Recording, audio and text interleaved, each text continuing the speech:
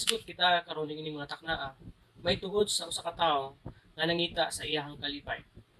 Apan una niya na, magabasa una kita sa pulong sa Ginoo nga makita sa Salmo kapitulo 119 bersikulo 111. Matud pa diri, ang imong mga pagpamatuod maong akong panulundon hangtod sa kahangturan, kini maong akong kalipay sa akong kasing-kasing. Mga higalag igsuon, ang tao nangita gayud sa kalipay. Walay tao nga gusto nga magpasulubon. Apan kasagaran sa mga tao, mangita sa kalipay sa usa ka sayop na pamaagi. Ang uban sa kalibutanon na mga butang, ang uban pinaagi sa kagtangan. Aduna kitay istorya may tungod sa usa ka tawo nga nangandoy o nangita og kalipay sa kinabuhi. Tungod kay wala gayud siya makasinati og tinuod na kalipay. Hinungdan nga naghago siya pag-ayo sa iyang kaugalingon sa pagtuon niya nga kung makatigom siya og salapi o kung muhamugaway ang iyang pamuyo, makabaton siya sa kalipay nga iyang ipangita. Tungod ba nang malampuson siya sa iyang mga paghago. May asinso, midaghan ang iyang salapi. Tungod di ana, ipalit siya o usa ka tawag na lang nato yate. Kay ngihang pagtuo na kung makapalit sa og yate, magamit niya kini sa paglaag-laag sa dapit o labi na gyud sa mga beaches na diin gusto niya atuan. So diha nga miabot siya sa lain-lain ng mga beaches. Nakita o na hinuktukan niya sa kaugalingon nga dili mao ang kalipay nga iyang gipangita.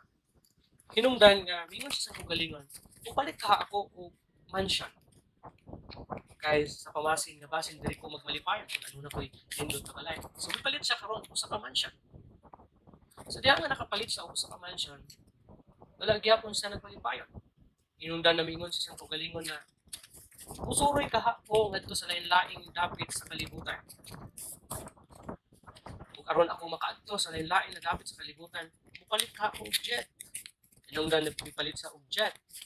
Aron nga iyahang magamit kung wadto siya sa nagkalaing dapit sa kalibutan. Sa diha nga nakapalit sa og jet, samtang anaa siya sa jet, na hinuktukan niya ang kaugalingon o nasuta niya na dili di ay mao usab ang makahatag kanyang kalipay.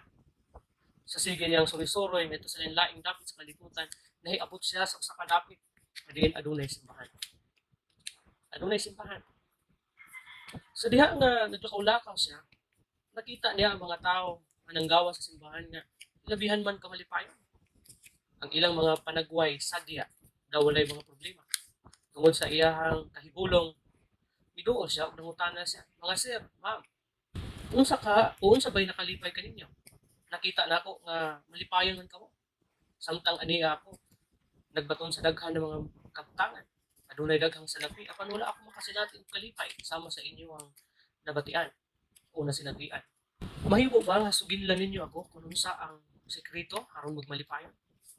Ang maong mga tao miingon, "Sir, ang mga butang nga anaa kanimo, ang imong mga kaptangan, ingon man ang imong mga salapi, walay kapuslanan kanang aron ikaw makasinati og tinuod na kalipay, kinahanglan laksiyon nimo ang maong mga butang. At dili mo nakahatag ang imong kalipay. Ug pangita ang kalipay niini. Kay ang tinuod na kalipay kablagan lamang kang Kristo. Ingon pa ang pulong sa Ginoo sa Mateo 16 versikulo 26 nagingon siya, "Kay unsa may kapuslanan alang sa usa ka tawo kung maangkon niya ang tibuok kalibutan apan kawat-an sa iyang kinabuhi o unsa may ikahatag sa tawo ingon nga bugti sa iyang kinabuhi." Mga higalang igsuon, kung ikaw mangita og kalipay, isa lang ang imong angay duolon, si Jesucristo. Tungod kay si Jesucristo lang ang tinuod na makahatag og kalipay. Ang pulong sa Ginoo nga nag-ingon, bisan maangkon pa ang tibuok kalibutan, kung kawat-an ang imong kalag o kapildihan sa imong kalag, walay kapuslanan ang tanan. Mga higalag igsuon, si Kristo lang ang makahatag kanimo og kalipay ug wala ni lain. Kanang tanan ng mga butang nga anaa kanimo, mahimong makahatag ka ng kalipay apan temporaryo lamang. O kung gusto ka na makasilati og hingpit na kalipay, dangog kang Jesucristo. Kay si Jesucristo lang ang makahatag kanimo